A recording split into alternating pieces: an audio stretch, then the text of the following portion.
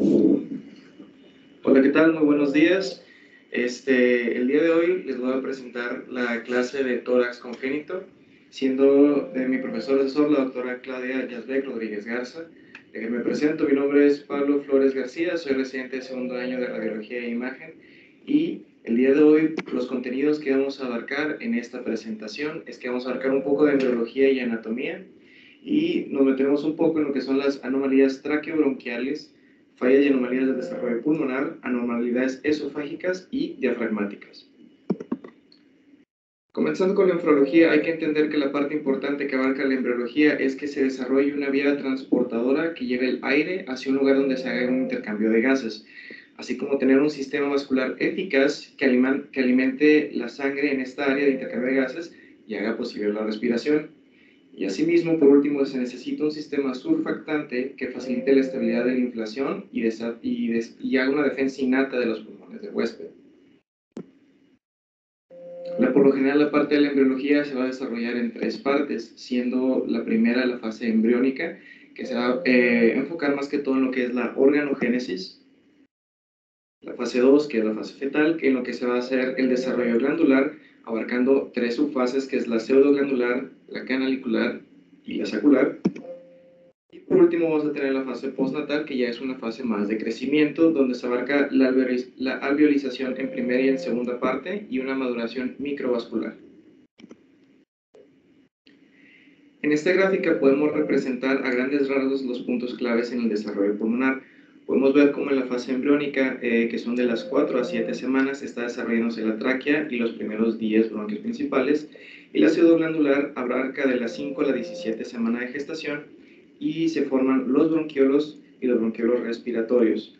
Esta comparten parte del tiempo con la fase canalicular de la 16 a la 26 semana de gestación, donde se siguen desarrollando los bronquiolos respiratorios, y luego la fase sacular, que es donde se empiezan a formar los ductos alveolares, para terminar con la alveolización de las 36 semanas a los 21 años de cualquier paciente, haciendo los sáculos y lo que son los alveolos.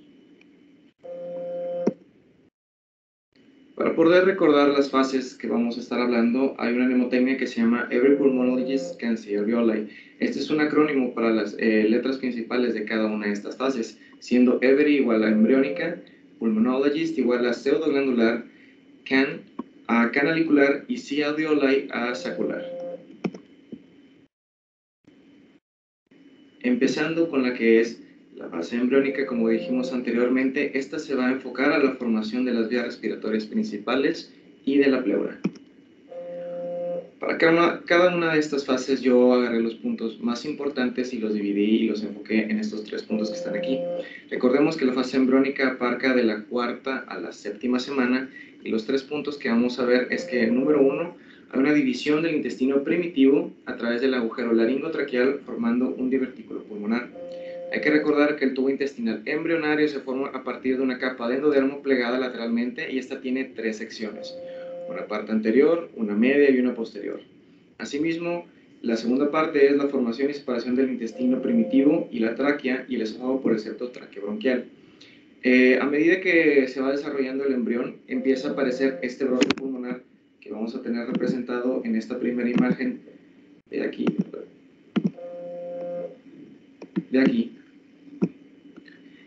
la cual es un divertículo respiratorio que brota del lado ventral del intestino anterior alrededor de la 4ª semana. Este va a crecer simultáneamente hacia abajo, que es ventral, y hacia afuera, que es caudalmente también. Vamos a ver en la segunda imagen cómo se empieza a formar lo que es el surco traqueosofágico o cresta, que a medida que va creciendo este brote pulmonar, como vimos ya anteriormente, este surco traqueosofágico aparece con unas hendiduras laterales, como puede ser vista en esta vista superior, y empieza a pellizcar lo que es el brote pulmonar, formando lo que es el tabique traqueosofágico, empezando a hacer una división de los dos tubos de manera separada: el esófago posteriormente del intestino anterior original y la tráquea anteriormente del brote pulmonar anterior. Tenemos por último que a medida que se van haciendo se forma el primordio pulmonar, que son los long buds, que empiezan a ser estos que están aquí. Recordemos que primero se forma el primordio de la tráquea y después el primordio de los pulmones.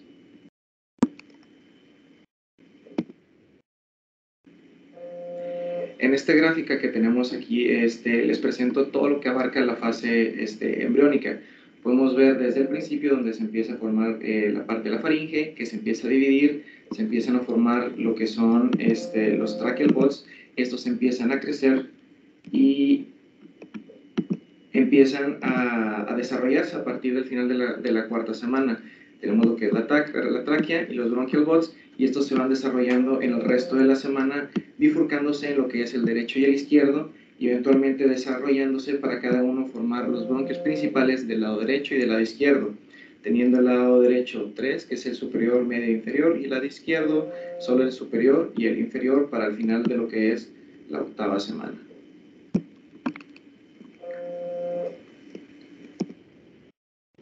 Continuando en la etapa fetal, la fase pseudoglandular, esta va a abarcar de la quinta a la 17ª semana, y esto va a abarcar la formación de todos los mayores elementos de la vía aérea. En primer lugar, vamos a tener que hay una ramificación y formación de las próximas generaciones de futuras vías respiratorias. En segundo punto, vamos a ver cómo aparecen los brotes lobulares secundarios, terciarios y hasta 20 de los bronquiolos, completando así la mayor parte del crecimiento. Y a número 3 tenemos que el mesodermo se empieza a diferenciar en vasos, tejido conectivo, músculos bronquiales y cartílago, como podemos verlo ejemplificado en estas imágenes que tenemos aquí. A medida que se va desarrollando lo que es el camino, el camino aéreo, cada uno se va diversificando en bronquios separados, los cuales empiezan a crear una barrera más cercana en estos puntos, que es la barrera aire-sangre, que es donde en el futuro, más adelante en las fases, se va a desarrollar lo que es la fase aire-sangre. Los bronquiolos terminales empiezan a tener un sistema arterial, va a tener también cartílago, músculo liso, y va a ser los precursores de los neumocitos. Aquí tenemos que entender que la fase alveolo capilar todavía está ausente, por lo que la vida extrauterina aún no va a ser posible. Y por último, aquí lo que es el feto, tenemos que hay una respiración controlada a partir de la 10ª semana. Entrando a lo que es la fase fetal canalicular, tenemos una imagen de histopatología donde podemos ver por así decirlo, las partes que van a componer el mayor desarrollo durante esta fase. Podemos ver en un número 1 que sabe ver el neumocito tipo 1 en el conducto alveolar, junto con los neumocitos tipo 2, marcados con el número 2, neumocito tipo 1 siendo esta barrera que está aquí, los capilares que se ven ejemplificados en este, y el cuarto va a ser todo lo que es el mesénquima pulmonar. Esto va a ser la parte que se va a desarrollar durante la fase canalicular. Esta va a abarcar de la semana 16 a la 26, y lo que va a tener de importante es que va a haber una distinción morfológica entre las vías aéreas de conducción y las vías aéreas respiratorias. La red capilar mesenquimatosa va a empezar a formar las primeras barreras aire-sangre, que es donde se va a empezar a desarrollar el flujo para que se pueda hacer la respiración, y hay una diferenciación de los neumocitos tipo 2 que van a producir un surfactante limitado. Aquí podría ser posible la supervivencia extrauterina, sin embargo va a ser muy difícil, puesto que va a tener que estar limitada a una unidad de cuidados intensivos. Y como había dicho ya anteriormente, aquí la respiración ya es posible. Haciendo un zoom en la imagen anterior, vamos a tener estas otras partes que van a conformar el desarrollo de la fase sacular, que es de la penúltima, donde vamos a poder ver que hay el endotelio capilar, se va a empezar a desarrollar más, y va a tener una membrana basal de la vía aérea, que es esta azul, y una membrana de los capilares, que es esta que está aquí.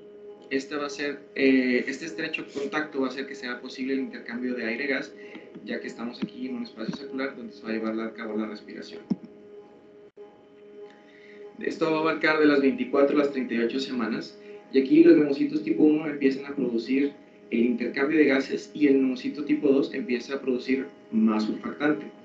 Aquí los sáculos van a ser delgados y de paredes lisas para hacer posible el intercambio de gases a través de la barrera aire-sangre, y aquí ya se han formado todas las generaciones de ramas conductoras y respiratorias, y la morfología va a ser similar a la de un adulto, para que ya en la etapa alveolar, que es la última, vamos a tener que es de los 38 semanas de gestación hasta ya la adultez o adultez joven. Aquí los sacos terminales van a aumentar el área de superficie y van a conducir una mayor maduración de los alveolos, expandiendo la red capilar, y el número de alveolos va a aumentar de los 50 millones que tenían al nacer a los 300 millones que va a tener aproximadamente como a los 8 años. La imagen que podemos tener a la derecha es un diagrama donde se ejemplifica lo que es la alveolización, donde vamos a tener en diferentes etapas cómo los espacios aéreos terminales empiezan a presentar un desarrollo y arborización de esta morfogénesis, donde van creciendo en cantidad el número de alvéolos que hay.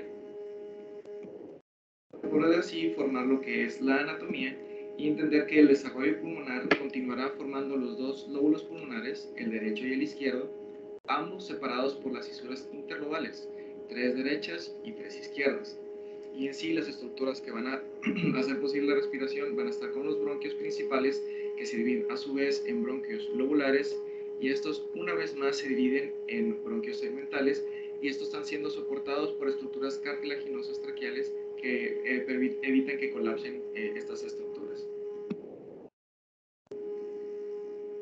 Entrando ya a lo que es la patología, vamos a entrar de primera instancia hablando de lo que son las anomalías traqueobronquiales, enfocándonos más que todo a lo que son el quiste broncogénico y los quistes de duplicación, que se dividen en entérico, esofágico y neuroentérico. Hablando del quiste broncogénico, esta es una anomalía que se da en las 4 o 8 semanas de gestación, y esta se debe a un esbozo anormal del esófago primitivo y árbol traqueobronquial durante la embriogénesis. Aquí suceden dos cosas. Si esta separación ocurre más temprano, que es antes de las 12 semanas, el quiste broncogénico tiende a ubicarse en el mediastino, que es el lugar más común.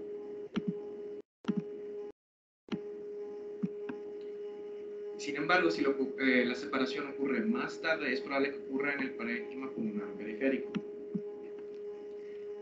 Este va a aparecer como una lesión de aspecto quístico, unilocular, anecoico, único o múltiple, localizado en la zona central del parénquima pulmonar, y aquí puede llegar a producir un efecto de masa. Cuando realmente aparecen en el mediastino, que es la forma más común en la que aparecen, suelen aparecer justo debajo de la carina y se van a extender hacia la derecha, como puede ser observado en el diagrama, y los quistes broncogénicos pulmonares aparecen hacia la periferia, y 2/3 de estos quistes cuando aparecen van a estar en los lóbulos inferiores. Como mencioné, la mayor parte de este se localiza del lado derecho a la línea media en un 79% y muy cerca del árbol traqueobronquial, variando de un tamaño entre los 2 y 10 centímetros de diámetro. Por lo que la clínica general que van a presentar estos pacientes cuando son neonatos es que tendrán una dificultad respiratoria que puede llegar a ser variable entre moderada y grave, y cuando estos niños empiezan a crecer tendrán episodios recurrentes de sibilancias, infección o disfagia debido al tamaño que tiene esta masa. Por imagen vamos a tener que los hallazgos más comunes en radiografía es que va a ser una masa lisa de bordes definidos, que va a tener una densidad de tejidos blandos que debido a su tamaño puede o no llegar a comprimir las estructuras circundantes. Aquí podemos identificar en estas dos radiografías, en AP y lateral, una masa paratraqueal inferior derecha bien definida, que es esta que está aquí, que está desplazando ligeramente y distalmente la tráquea hacia la izquierda, sin observar la compresión de esta misma. Por fluoroscopía vamos a tener también una masa definida extrínseca que puede o no comprimir el esófago dependiendo de su tamaño. En esta radiografía podemos ver esta gran masa de tejidos blandos marcada con las flechas y marcada aquí con el pulmón rojo, que a pesar de estar en estrecho contacto cerca de la tráquea, no está comprimiendo ninguna de ellas, simplemente las está desviando un poco hacia la izquierda.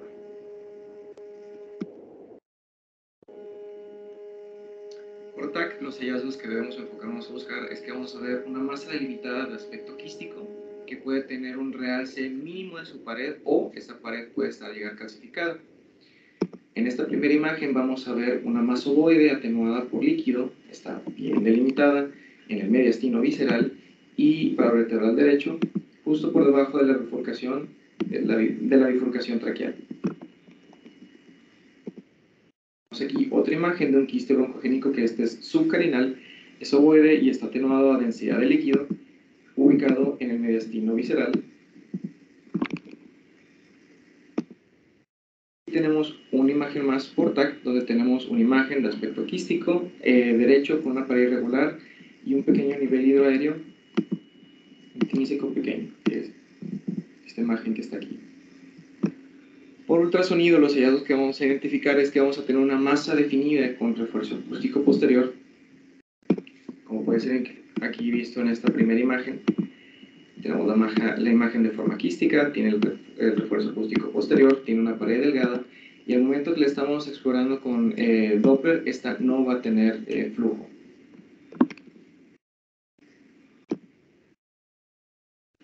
Ahora entrando en lo que es el quiste de duplicación entérica, tenemos que estas son anomalías de la tercera a cuarta semana de gestación. Este es el resultado de una recanalización anormal del tracto gastrointestinal. En realidad, las quistes de duplicación en el esófago son pocos, ya que son el 10 a 15% de los casos, y la mayoría son el intestino medio y el intestino posterior, que son un 60% de los casos, siendo el ilio el sitio más común donde estos aparecen. Estos se componen de una capa de epitelio interno respiratorio o intestinal y pueden llegar a medir menos de 5 centímetros por lo general. Si estos ocurren en los 2/3 superiores, pueden producir síntomas respiratorios y dolor retroesternal, y hay que saber que estos quistes por lo general comunican con la luz del tracto gastrointestinal. Por imagen, los hallazgos que vamos a tener por radiografía va a ser una masa densa en la topografía abdominal, siendo estos un poco de hallazgos como inespecíficos, por lo que no podemos realizar solo la radiografía como estudio de abordaje. Aquí tenemos una gráfica que ejemplifica los tipos de quistes entéricos que podríamos tener. Estos pueden llegar a ser de forma redonda, como lo dice la forma A, puede llegar a ser tubular, o puede llegar como el tipo C, que es el tipo tubular que comunica con la luz intestinal. Como estos tienen un aspecto con epitelio de tipo visceral, pueden llegar a ser difíciles de diagnosticar de manera prenatal, puesto que se pueden confundir con la pared muscular gruesa, idéntica a una pared intestinal normal. Por lo que por ultrasonido, que es otro método de abordaje, vamos a identificar esta masa quística con un signo de la doble pared, el cual consiste de que tenemos una capa ecogénica interna, que está hecha del revestimiento de la mucosa del tracto alimentario, que es toda esta que está aquí, y una segunda capa como si estuviera con una doble pared, que es la capa hipoecoica externa, que es la del músculo liso, que es la que está aquí afuera.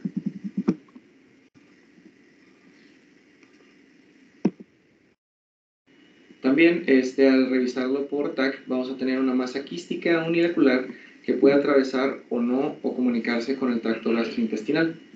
En esta imagen podemos ver una imagen de aspecto quístico que está en estrecho contacto con el esófago, desplazándolo levemente hacia lo que es de izquierda, y aquí tenemos una masa aún más grande que está en estrecho contacto con las estructuras del esófago y el mediastino. Ahora, lo que son los quistes de duplicación esofágica también es una anomalía de la tercera a cuarta semana. Estas son estructuras que son menores de 5 centímetros y se van a presentar en la infancia y pueden ocurrir a todo lo largo del esófago, y la mayoría del tiempo son asintomáticos.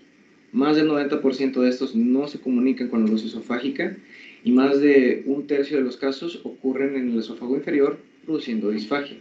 Como mencioné antes, se ocurren en los 2/3 superiores, pueden producir síntomas respiratorios y dolor retroesternal. Por imagen, los hallazgos de radiografía es que vamos a tener una densidad de tejido blando bien definida en estrecha asociación con el esófago, y por fluoroscopía podemos ver que esta imagen, estando en estrecho contacto con el esófago, puede llegar a realizar una compresión sobre este. Aquí en estas dos imágenes podemos ver que están aquí en la porción superior, y aquí en teoría debería estar la imagen aquí, y como pueden ver, esta sí está haciendo una relación, está comprimiendo parte de lo que es el esófago al momento de realizar la fluoroscopía. Por TAC, lo que vamos a ver es un quiste paraesofágico unilocular de atenuación variable con una pared de quiste delgada, como hemos mencionado ya anteriormente, y al tener en la resonancia vamos a tener en T1 una intensidad de señal baja intermedia, y en T2 vamos a tener que este quiste tiene una densidad líquida alta. Entrando a lo que es el quiste de duplicación neuroentérico, esta es una anomalía de la tercera semana de gestación. Esta representa del 0.7 al 1.3 de todos los tumores de la médula espinal, y la causa de esto es que hay una lesión rara en el eje espinal compuesta por tejido endodermo heterotópico. Este va a impedir la adecuada separación del endodermo y la notocorda, y por lo general aproximadamente el 90% se va a ubicar de manera intradular y extramedular, y el 10% restante se va a dividir en una ubicación intradular, intramedular o extradular. Los síntomas por lo general incluyen lo que es la debilidad focal, dolor radicular, parestesias según el tamaño y localización de la lesión, por lo que la naturaleza fluctuante de los síntomas está más bien asociada al flujo volumétrico del quiste y asociado en qué lugar se encuentre este. Este se va a asociar a anomalías vertebrales como lo que es el síndrome de Klippel-Feil, hemivértebra, vértebra en mariposa, escoliosis y espina bífida. Al momento de tenerlo por imagen, realmente los hallazgos por radiografía son muy inespecíficos, por lo que recomendamos realizar mejor una tomografía o resonancia. Por tomografía vamos a tener un canal espinal agrandado que puede llegar a tener en un 50% de los casos anomalías de la segmentación con defectos dirráficos espinales posteriores. Aquí podemos observar el defecto. Aquí y aquí. Y por lo general cuando los observamos en una resonancia, que es el estudio, por así decirlo, un poco más específico, vamos a tener una lesión quística unilocular bien delimitada, de una intensidad líquida que puede variar la intensidad líquida dependiendo si es T1, que ahí va a estar aumentada, o T2, que va a estar ahí disminuida. Va a tener un efecto de masa en la médula espinal y puede llegar a tener una leve restricción a la difusión. Aquí podemos observar cómo en la resonancia magnética, en una reconstrucción sagital, está esta lesión, marcada también por las flechas, que está siendo isointensa en T1, y en el momento de tenerla en T2, esta se ve hiperintensa y podemos observar cómo tiene una compresión sobre lo que es el canal medular. Entrando en las fallas del desarrollo pulmonar, hay tres en las que nos vamos a enfocar, siendo la agenesia, la hipoplasia y la aplasia. La agenesia pulmonar es una anomalía de la cuarta semana de gestación y es una patología letal. Hay que tener eso en cuenta, puesto que esta es una ausencia completa del tejido pulmonar, bronquios y vascular. Realmente se desconoce la etiología de la agenesia pulmonar, aunque teorías que se han propuesto es que haya causas genéticas, teratogénicas o mecánicas. 50% de los niños con agenesia pulmonar tienen anomalías congénitas asociadas, siendo más comúnmente las cardiovasculares, como el conducto arterioso permeable, que es la más frecuente, el foramen ovar permeable, o pueden tener también alteraciones gastrointestinales, esqueléticas o genitourinarias. El pulmón contralateral, por lo general, es de la estructura normal, pero al tener una ausencia del pulmón contralateral va a tener una hipertrofia compensatoria. El diagnóstico por lo general de la agenesia pulmonar se sospecha primero una radiografía de tórax con desplazamiento de las estructuras mediastínicas y del diafragma hacia el lado que está aplásico, y puede haber una agenesia pulmonar derecha, que es la más común en 2/3% de los casos, y cuando son del lado derecho estas agenesias tienen una vida mucho más corta que si fuera una agenesia del lado izquierdo. Por imagen en la radiografía vamos a ver que hay una pérdida y redistribución del volumen con un desplazamiento de las estructuras al lado que está agenésico. En estas dos radiografías del lado izquierdo podemos ver una API lateral de un niño de 5 años que tiene una opacidad completa del hemitórax del lado derecho, con un desplazamiento de lo que es el corazón y las estructuras del mediastino hacia ese mismo lado. Y obsérvese cómo también la tráquea incluso está desviada a ese lado que está aplásico, y el pulmón, que es el que está presente, que es el izquierdo, tiene una hipertrofia compensatoria. En la angiografía, que es la imagen que tenemos de su lado derecho, podemos ver cómo demuestra la ausencia completa del bronquio y la arteria pulmonar principal derecho, y tiene las arterias bronquiales y ramas izquierdas de manera normal.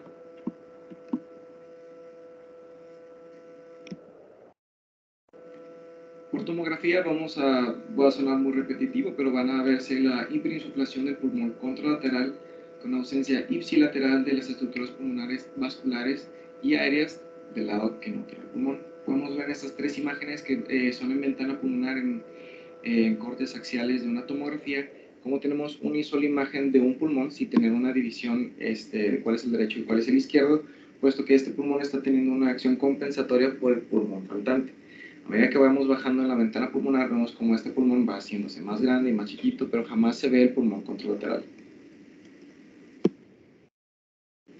Ahora, la hipoplasia pulmonar es una anomalía de la 16 a la 24 semana de gestación, y aquí lo que vamos a tener es que hay un pulmón y bronquios subdesarrollados.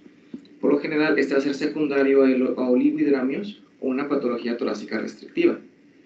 Y Las causas de este van a ser dos, pueden ser intratorácicas, siendo la más común la hernia diafragmática, o una causa extratorácica, siendo estas el oligohidramios y el síndrome de Potter. Recordemos que el síndrome de Potter está caracterizado por una displasia renal con oligohidramios, distrés respiratorio y deformidades en cara y extremidades. Las manifestaciones más comunes de este tipo de patologías es que va a haber una dificultad respiratoria temprana con cianosis, taquipnea, hipoxia, hipercapnia y acidosis. Por radiografía vamos a tener esta imagen donde hay un desplazamiento del mediastino hacia el lado de la pérdida o donde está la hipoplasia. Va a haber una pérdida marcada del volumen y puede tener bronquiectasias congénitas. En esta radiografía que podemos observar tenemos un lactante que es de 7 meses que muestra una opacidad en el hemitórax izquierdo y el pulmón izquierdo se ve pues más pequeño a comparación del lado derecho, con un desplazamiento ipsilateral del mediastino también hacia ese lado. Por resonancia podemos tener que en el T1 el pulmón fetal normal suele tener una señal baja en T1 y cuando está en T2 esta va a tener una señal alta. En esta imagen que tenemos de resonancia, esta es una angiografía que muestra la arteria pulmonar derecha hipoplásica y la arteria pulmonar izquierda bien desarrollada.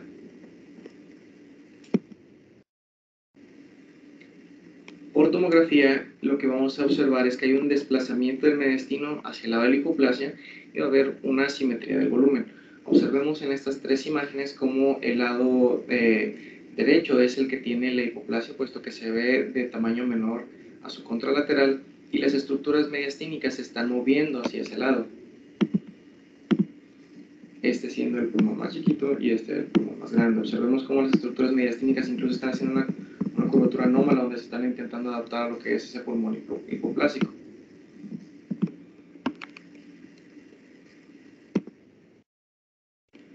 Por último, lo que es la aplasia pulmonar, esta es una anomalía de la 4ª semana de gestación. Se va a presentar como un bronquio rudimentario que está presente y limitado a una bolsa de siega sin tejido pulmonar. Se ha planteado la hipótesis de que el flujo sanguíneo anormal en el arco aórtico dorsal durante la 4ª semana de gestación es la causa de la agenesia pulmonar. Para ello vamos a tener que esta está también asociada a formaciones congénitas vasculares, causa de lo que puede ser la aplasia pulmonar y el síndrome de Bactrel. Por lo general, en esta clase de patologías, el pulmón contralateral puede desarrollar hasta el doble de alvéolos en respuesta a la aplasia o la agenesia pulmonar, como en los casos anteriores que estuvimos viendo. Estos pacientes suelen presentarse con dificultad respiratoria neonatal de intensidad variable. Por imagen de radiografía, lo que vamos a observar es que hay una pérdida del volumen del pulmón ipsilateral, con desplazamiento ipsilateral de las estructuras mediastínicas, y hay una hiperinsuflación pulmonar compensatoria.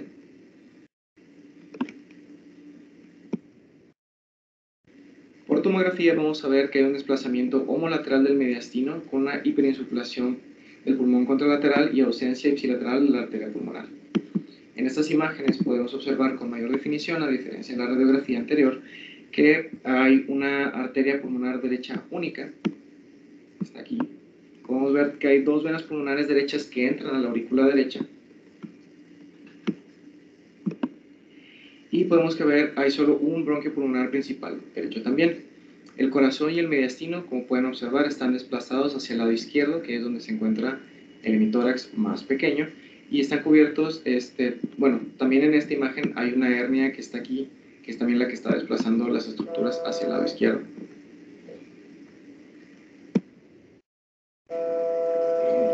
Ahora, en lo que son las anomalías del desarrollo pulmonar, vamos a hablar sobre 4 patologías que son la hiperinsuflación congénita de la vía aérea, el secuestro pulmonar, el efisema lobar congénito y el síndrome de la cimitar. También llamada malformación adenomatoide quística congénita de la vía aérea. Esta es una anomalía de la 7ª a la 10ª semana de gestación. Esta se va a caracterizar por una masa multiquística de tejido pulmonar con proliferación anormal de las estructuras bronquiales. Esto va a producir una proliferación amartosa de las unidades terminales respiratorias de tipo glandular adenomatoide y es la que tenemos ejemplificada aquí en esta imagen. Esta va a ser una causa poco frecuente de dificultad respiratoria en recién nacidos y lactantes, y van a tener estos pacientes taquipnea, retracciones y cianosis. ¿Por qué? Porque hay una mala formación de los alvéolos, lo que lleva a un inadecuado intercambio del oxígeno. Tenemos que entender que entre más grande sea esta malformación, es más probable que tengamos una hipoplasia pulmonar. Sin embargo, estas malformaciones solo son de carácter unilateral. Esta está clasificada en 5 en base a la clasificación de Stoker, que la divide en el tipo 1, que son el 70% de los casos, que son quistes que son de tamaño variable, con al menos un quiste dominante que es de 2 a 10 centímetros de diámetro y que puede estar rodeado de quistes más pequeños. La clasificación de Stoker, la tipo 2, que son el 15 a 20% de los casos, que son quistes más pequeños y uniformes, de menos de 2 centímetros de diámetro, asociado a anomalías como agenesia renal o el secuestro pulmonar. La tipo 3 es el 10% de los casos, que son microquistes bronquiolvolares menores de 5 milímetros de diámetro, involucrando todo el óvulo, y hay que entender que la tipo 3 por lo general también puede llegar a dar lesiones que son de aspecto sólido. La tipo 4 son quistes sin bordes en un solo lóbulo, y la clasificación de Stoker, el tipo 0 es muy raro, también es letal y está asociado a diginesia o aplasia pulmonar. Ejemplificando algunas de las clasificaciones de Stoker, en la tipo 1 podemos observar que en la radiografía podemos demostrar lo que es una lesión multiquística, que son lesiones grandes que pueden causar efecto de masa. La lesión puede llegar a parecer sólida o con niveles hidroaéreos y, muy importante, que las lesiones de tipo 3 parecen sólidas. En este caso tenemos una radiografía donde por las flechas se ve ejemplificada de manera muy tenue lo que es una lesión de aspecto quístico, que en alguna de ellas tiene estructuras que son mayor a 2 centímetros de diámetro, siendo esto parte de la clasificación Stoker 1, como mencionamos, que tienen que ser de 2 a 10 centímetros de diámetro. La tomografía computarizada de ese mismo paciente muestra esta masa quística claramente delimitada, se ve hipoatenuante en el lóbulo superior izquierdo y está delimitada precisamente como una estructura de aspecto quístico. Esta no la podemos medir aquí, pero si la midiéramos sería mayor a los 2 centímetros de diámetro, por lo que podría entrar en la clasificación de Stoker grado 1. Esta imagen de nuestro centro podemos ver una imagen de esta malformación tipo 1, donde tenemos que casi todo el pulmón del lado izquierdo está comprometido, y podemos observar, si tuviéramos manera de medirlo, que si midiéramos el diámetro de alguna de estas estructuras de aspecto quístico, esa sería más de 2 centímetros de diámetro, y asimismo también está acompañada de quistes de otros diferentes tamaños. La tipo 2, recordemos que son el 15-20% de los casos, que son quistes más pequeños y uniformes, menores de 2 centímetros de diámetro, asociados a las anomalías que son la agenesia renal y el secuestro pulmonar. En esta radiografía lo que podemos observar es que en esta radiografía anteroposterior del recién nacido muestra una masa burbujeante heterogénica en el pulmón del lado izquierdo, que son todas estas de aquí. La clasificación dice que solo tienen que ser menores de 2 centímetros, no especifica en cantidad, por lo que aquí esta masa, que estas estructuras de forma quística, al momento de medirlas, son menores de 2 centímetros, entraría dentro de lo que es la clasificación tipo 2 de Stoker. Aquí también tenemos esta masa que al momento de medirla medía menos de 2 centímetros, acorde a lo que venía en la literatura, y entraría dentro de lo que es la clasificación de Stoker tipo 2. Tenemos esta imagen también de nuestro centro, de esta anomalía, donde tenemos esta masa quística en lo que es el parénquima pulmonar, rodeada de más imágenes de aspecto similar, y al momento de medirlas, estas medían menos de 2 centímetros de diámetro, por lo que también entra dentro de la clasificación tipo 2. La tipo 3, como mencioné antes, son microquistes que son alveolares, menores de 5 milímetros de diámetro, que involucran todo el óvulo, o estas lesiones de tipo 3 también pueden llegar a parecer sólidas. En la radiografía que tenemos del lado izquierdo podemos tener la ejemplificación de las múltiples imágenes quísticas menores de 5 milímetros que están desplazando las estructuras hacia el lado derecho del pulmón, siendo todas estas que están aquí abarcadas. Pero también tenemos la contraparte de ello, es que estas lesiones también pueden aparecer de forma sólida en lo que es el pulmón, como está aquí ejemplificado en el pulmón derecho de este paciente. Entrando ahora a lo que es el secuestro pulmonar. Respecto a la patología anterior, el nombre correcto con el que se conoce actualmente es malformación congénita de la vía aérea pulmonar, antes llamada malformación adenomatoidea quística. Y como bien ya vieron la descripción de la clasificación de Stoker, que es la que se utiliza en esta patología, pues no todas las lesiones van a ser de aspecto quístico ni todas son adenomatoideas, entonces por eso se prefiere el término de malformación congénita de la vía aérea pulmonar. Muchísimas gracias, doctor. Ahora entrando a lo que es el secuestro pulmonar, aquí lo que vamos a tener es que hay una masa de tejido pulmonar aberrante que no tiene conexión normal con el árbol bronquial o con las arterias pulmonares. Aquí vamos a tener que esta masa de tejido extra va a tener su propio suministro de sangre arterial que puede llegar a surgir de las arterias sistémicas, generalmente de la aorta torácica o de la aorta abdominal, y el drenaje venoso es a través de los sistemas ácidos y las venas pulmonares o la vena cava inferior. Este va a tener un predominio del lado izquierdo en un 90% de los casos y se presenta en hombres en el 80% de los casos.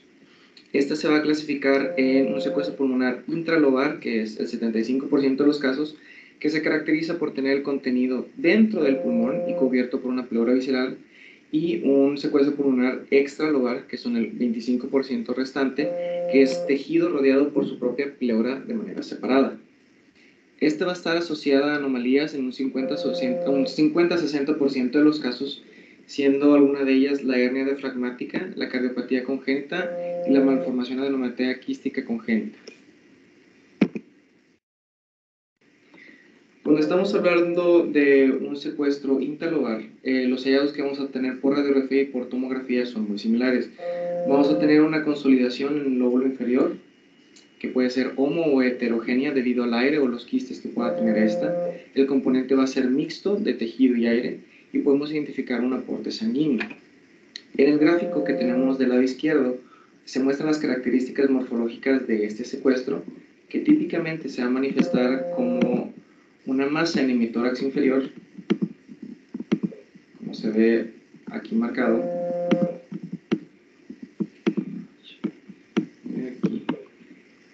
Y esta puede estar presente con niveles de aire líquido y o aire líquido. Esta, como pueden ver, está siendo irrigada por una rama anómala de que viene aquí de la aorta torácica. En la radiografía que tenemos aquí mostramos una opacidad similar a una masa en la zona inferior del pulmón derecho, que al momento de estudiarla mejor podemos observar que tiene una atenuación baja en la mayor parte de la masa, que es toda esta que está aquí, consistente con un componente líquido y un componente sólido también.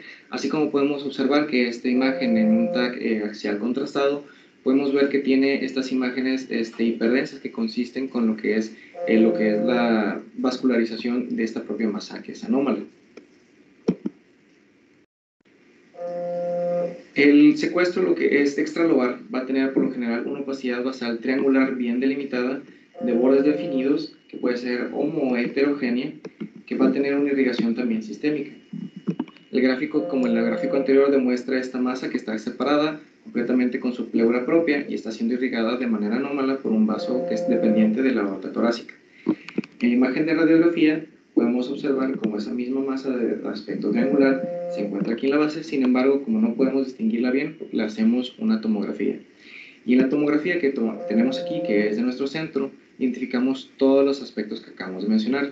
Tenemos una masa de aspecto sólido, puede ser homo heterogénea, que está bien delimitada y está siendo irrigada por su propio sistema vascular, además de que esta se encuentra separada y tiene su propia pleura, en la cual podemos definir y separar cada una de ellas, el pulmón, a esta estructura anómala que está aquí.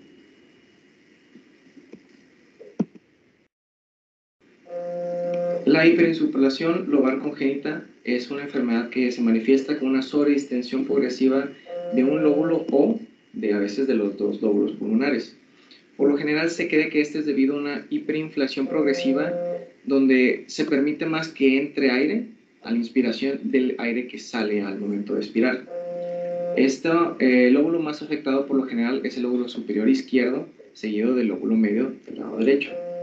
Es más comúnmente en varones y está asociado a una arteria pulmonar izquierda aberrante o con defectos cardíacos congénitos, como lo que es la comunicación interventricular, el conducto arterioso permeable o la tetralogía de Fallot. Por lo general, el principal síntoma de estos padecimientos es que va a haber una dificultad respiratoria. Y por radiografía lo que vamos a observar es que hay una imagen opaca y homogénea debido al líquido pulmonar fetal que tiene un patrón reticular difuso que representa los canales linfáticos que están distendidos y puede tener atelectasia ipsilateral o contralateral o oligoemia.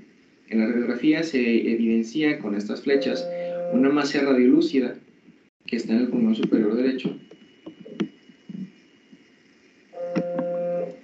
que desplaza las estructuras mediastínicas hacia el lado izquierdo.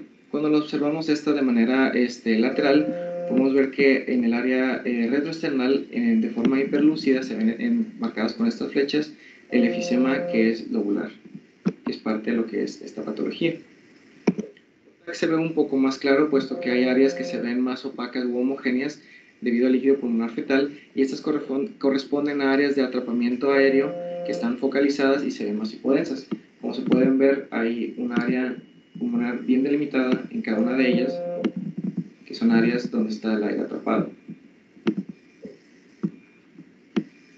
Como mencionamos, las zonas más comunes donde aparecen es en el pulmón superior izquierdo y en el lóbulo medio del lado derecho.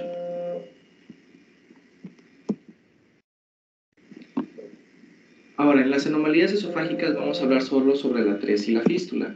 Hay que definir primero la atresia como una oclusión congénita del esófago superior y de la fístula como la conexión congénita anómala del esófago a la tráquea.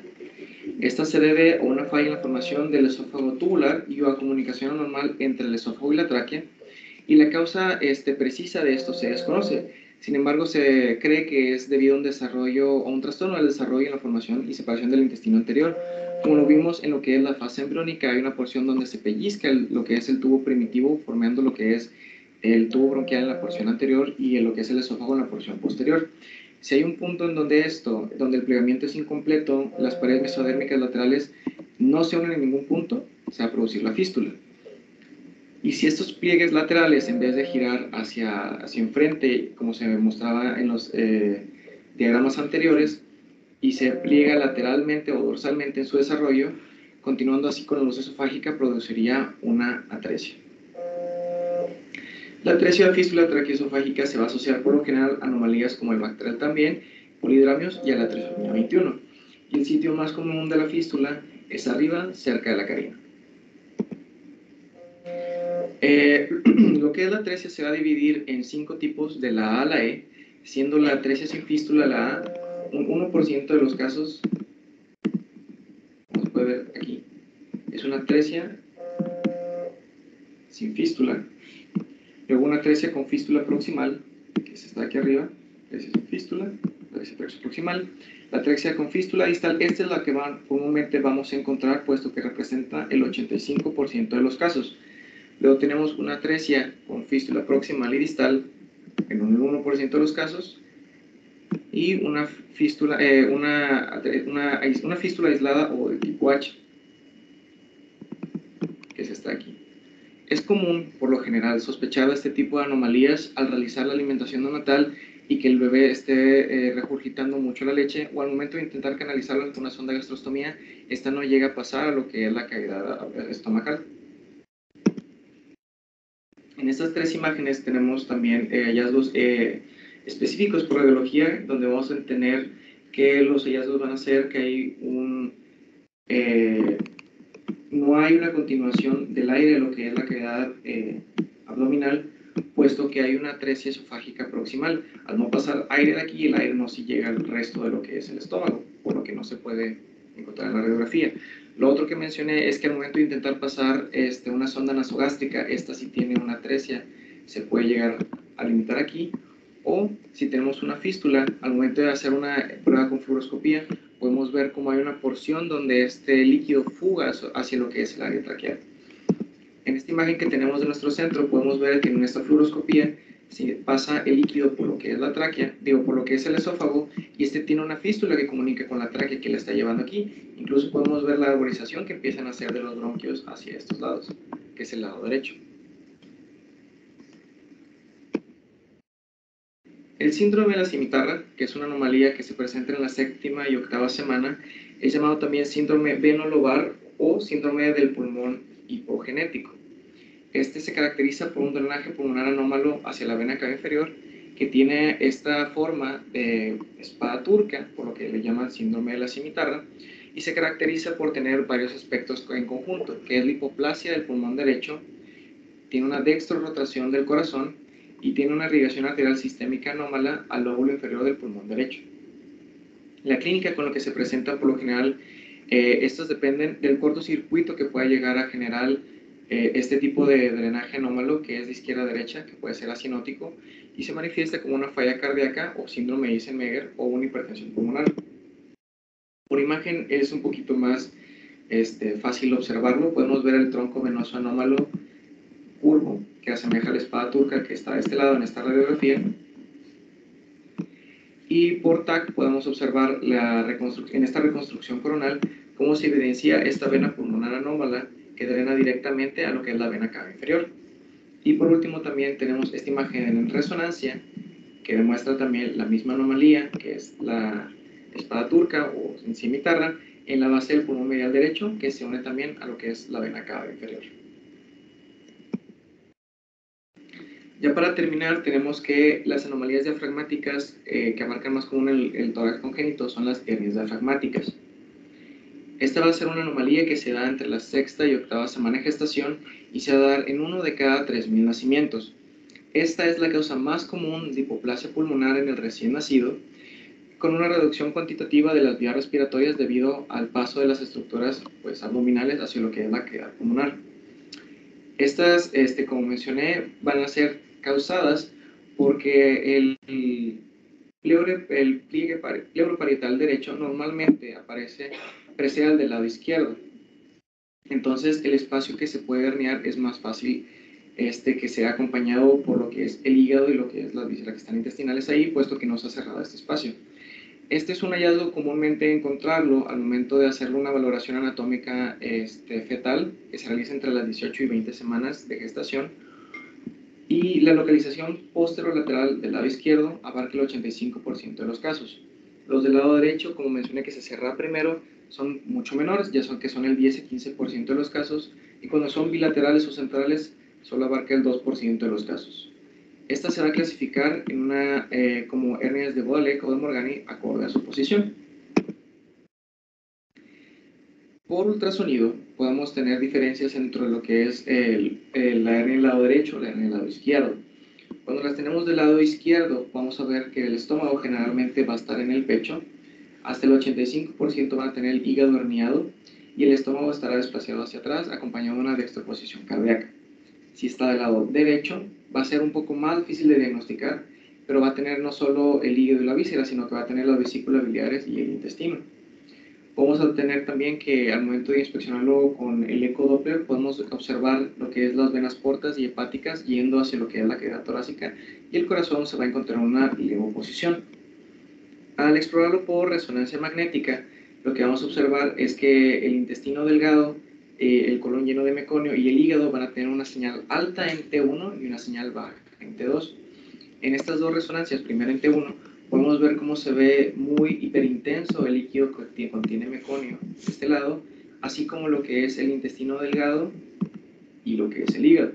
Ambos obsérvense que están no limitados a la cavidad abdominal, sino que están empezando a entrar en lo que es la cavidad torácica. En la resonancia en T2 podemos ver que el efecto diafragmático es más evidente, y puesto que podemos observar las estructuras en T2 con una intensidad más baja a comparación del pulmón. Cuando hablamos de la hernia de Bodeleg, hay una mnemotecnia que son las 5 Bs, que es Bodeleg, Back, Back and Lateral, Baby y Back, que son las 5 Bs de Bodeleg. Lo que tenemos en estas radiografías es que apréciese cómo al momento de tomarlas está todo este contenido intestinal en lo que es la cavidad torácica del lado izquierdo, que es el área más común donde se presentan estas hernias. Sin embargo, también del lado derecho podemos observar que esta anomalía se puede llegar a presentar, presentando lo que es ese nivel hidroaéreo de lo que es las asas intestinales en lo que es una cavidad anómala, que es la cavidad torácica. Tenemos esta imagen de TAC en corte axial, donde podemos ver que el hemitórax del lado derecho está lleno por lo que es las estructuras del mediastino, y el del lado izquierdo está completamente lleno por lo que parece una estructura similar a un riñón. Al tener una imagen en cortes coronales, podemos observar cómo la mayoría de las estructuras han sido desplazadas hacia lo que es la cavidad torácica, siendo esto una hernia de Budalek del lado izquierdo la más común. Esta imagen que tenemos de nuestro centro es una resonancia magnética donde podemos observar cómo el área que es del pulmón está siendo opacada por las estructuras abdominales. Véase cómo forman esta estructura triangular donde están empezando a entrar por este defecto en la pared del diafragma hacia lo que es la cavidad pulmonar.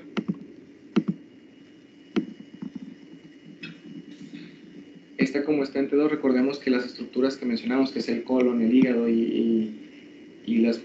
colon, hígado y el meconio, se va a ver hipointenso entre dos. La hernia de Morgani, que es la anterior, esta es más a menudo del lado derecho en el 90% de los casos. Este va a ser un defecto pequeño, va a ser raro en un 2% de los casos y tienen riesgo de prolapso.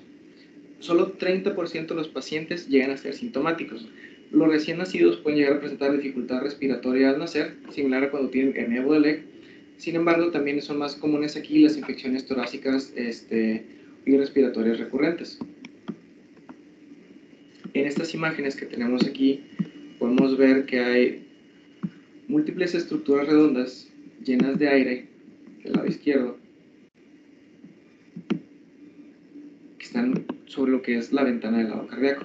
Al momento de tenerlo en una radiografía lateral, podemos observar cómo estas están en el mediastino anterior, y al momento de realizar la fluoroscopía podemos ver cómo el contenido intestinal al momento de que está pintando se encuentra en toda la porción anterior, siendo compatible con una hernia de Morgani. Y si le hiciéramos un TAC a ese mismo paciente, obsérvese cómo las estructuras están siendo desplazadas y se pueden observar en toda la parte anterior lo que es estructuras de aspecto visceral.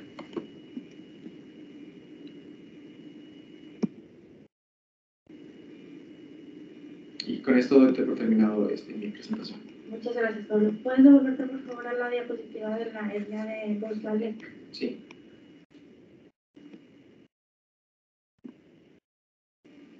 Bueno, si ustedes ven la radiografía, en el hemitórax va a ser de tamaño variable, pues la hernia y también el paso, ya sea de órganos o de intestino hacia el hemitórax debido al defecto diafragmático en el lado donde sea.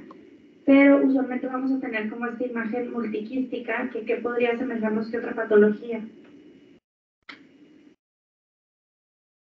La malformación. La malformación congénita de la vía aérea pulmonar. Entonces, aquí obviamente es muy evidente porque tiene prácticamente todo el intestino en el hemitórax, pero a veces puede ser menor la cantidad. Siempre es muy importante ver la distribución de gas intestinal. La verdad es que ya últimamente el diagnóstico se hace más prenatal que postnatal, entonces cuando el bebé ya nace, realmente ya tienen el diagnóstico de estas patologías, que de tórax lo más frecuente que vemos es hernia diafragmática y malformación congénita de la vía aérea pulmonar. Por lo tanto, eso hace que posterior al nacimiento ya no pidan más estudios realmente para confirmar el hallazgo como anteriormente se hacía, que pedían serie esofágico-duodenal para ver si el contenido pulmonar era intestino o no, o si eran quistes, en el caso de que solo fuera una malformación congénita de vía aérea pulmonar. Entonces, eso y mucho menos un TAC, ¿verdad? Entonces, sí, o sea, si ustedes no tienen un antecedente de ese paciente, no saben nada, y de neonato les presentan, o sea, recién nacido, presentan una radiografía en la que ven esto, pues siempre revisar el patrón de gas abdominal, que les va a ayudar también para determinar pues si es algo como una hernia diafragmática o sería una malformación congénita de vía aérea pulmonar, en el caso que sea multiquística. Y luego también en el momento de hacer la descripción, es muy importante, sobre todo para pronóstico. Como ven, este es el corazón, que está totalmente desplazado contralateralmente la hernia. Entonces, siempre ver el contenido. Si tienen un método de imagen en el cual se puede ver, como puede ser la resonancia, o en el dado caso que se haga una tomografía, ver si tiene componente hepático, si tiene el estómago, porque eso es de peor pronóstico para el bebé. Y pues creo que eso es todo. No sé si tengan alguna duda, algún comentario que quieran hacer. A los de secuestro pulmonar se les hace de manera inicial radiografía, pero para confirmarlo en los vasos Sí, también eso es dentro de las lesiones, igual como pasa con la hernia del reumático, con la malformación congénita de vía aérea, casi siempre ya, bueno, lo que estamos viendo es que se detectan de manera más temprana por ultrasonido y se confirman también por imagen prenatal, en este caso por resonancia. Ahí, pues, obviamente la identificación de la estructura vascular es esencial para determinar que se trata de un secuestro, aunque la literatura marca que lo más frecuente es que sea intralugar, realmente los que hemos visto más son extralugares. Y ahí es la indicación, o sea, tú puedes ver en el estudio prenatal que es un secuestro. El punto es ver para planeación quirúrgica o corroborar cuál es la estructura vascular que tiene el aporte sistémico, porque aunque usualmente es la aorta, pues puede también tener ramas del tronco celíaco, y eso tiene más como implicación para la cirugía, para planeación quirúrgica. Entonces, el punto ahí de los pacientes en los que se sospecha que tengan un secuestro pulmonar es siempre sugerir una angiografía. Ya dependerá del tratante si es suficiente la información que tiene con los estudios que hay hasta este momento o si quiere confirmar. Sobre todo también en aquellos pacientes en los que puede haber lesiones mixtas que quieren determinar tal vez si hay dos tipos de lesión congénita asociada, pero sí, o sea, todo lo que involucre alguna estructura vascular anormal, siempre tenemos que sugerirlo, sobre todo para planeación quirúrgica. Bueno, muy bien, muchas gracias, Pablo.